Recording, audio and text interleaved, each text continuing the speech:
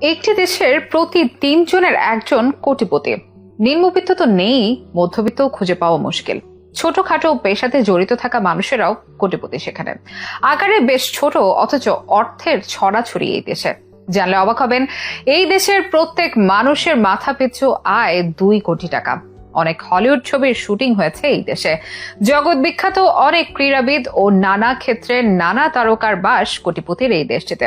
কিন্তু ঠিক কোন দেশ এটি যেখানে নেই কোনো গরিব? বিশ্বের কোথায় এটির অবস্থান? কিভাবে এই দেশের প্রায় প্রত্যেকে কোটিপতি হয়ে উঠলেন? কোন রহস্য লুকিয়ে আছে এটির পেছনে? সেসবের বিস্তারিত জানাবো আমাদের বিশেষ এই আয়োজনে।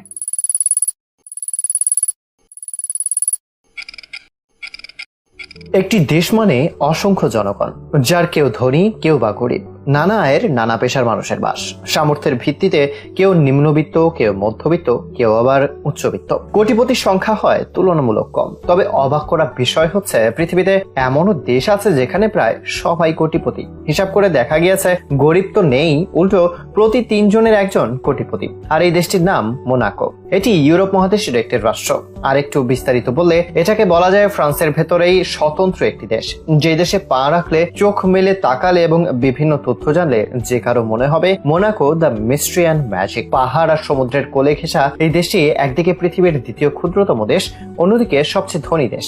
ফ্রান্সের কান শহর থেকে ব্যক্তিগত গাড়িতে চড়ে মোনাকো পৌঁছাতে লাগে মাত্র 25 মিনিট, আর পুরো মোনাকো ঘুরতে লাগে বড়জোর ঘন্টাখানেক। তবে দেশটির অপার মুগ্ধতা যে কাউকেই মুগ্ধ করে।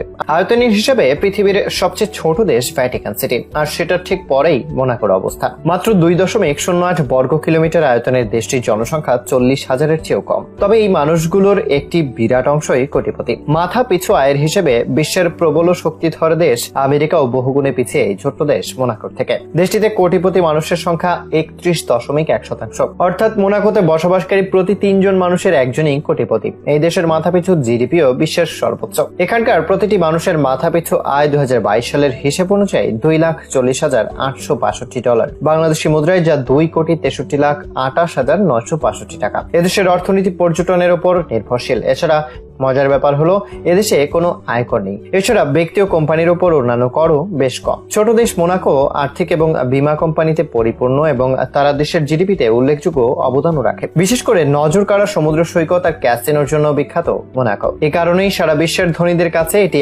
আকর্ষণীয় একটি জায়গা। তবে ক্যাসিনোগুলোতে মোনাকোবাসীর প্রবেশ নিষিদ্ধ। পৃথিবীর সব মিলিয়নিয়ার, বিলিয়নার আর হলিউড সুপারস্টাররা এখানে ছুটি কাটাতে আসেন। বিশ্বের নানা ক্ষেত্রের অনেক বিখ্যাত ব্যক্তির আবাসস্থল মোনাকো। অনেক হলিউড সিনেমার শুটিংও হয় এই দেশে। বিশ্বের সবচেয়ে বড় ফর্মুলা 1 স্পোর্টস কার রেসিং পরিচালিত হয় এই দেশেই। এই দেশের সরকারি ভাষা ফরাসি। অনেকে অবশ্য দেশ না বলে ফ্রান্সের এক নগর হিসেবেও এটাকে বলে থাকেন। মোনাকোর জলে স্থলে অর্থের ছড়াছড়ি। কোটিপতির প্রাচুর্য হওয়ায় পৃথিবীর সবচেয়ে কম দরিদ্র লোকের বসবাস এই দেশে। পর্যটনই মোনাকোর অর্থনীতির প্রধান চালিকা শক্তি। গোটা বিশ্বের যত বিত্তবান লোক আছেন তাদের প্রায় সবার পা পড়ে এই দেশে। আর জনগণের জীবনমাত্রার মানও খুব উন্নত মোনাকোতে। দেশটিতে পৃথিবীর বুকে এক বিস্ময় বলেও মন্তব্য করেন বিশ্বের নানা প্রান্তের নানা মানুষ।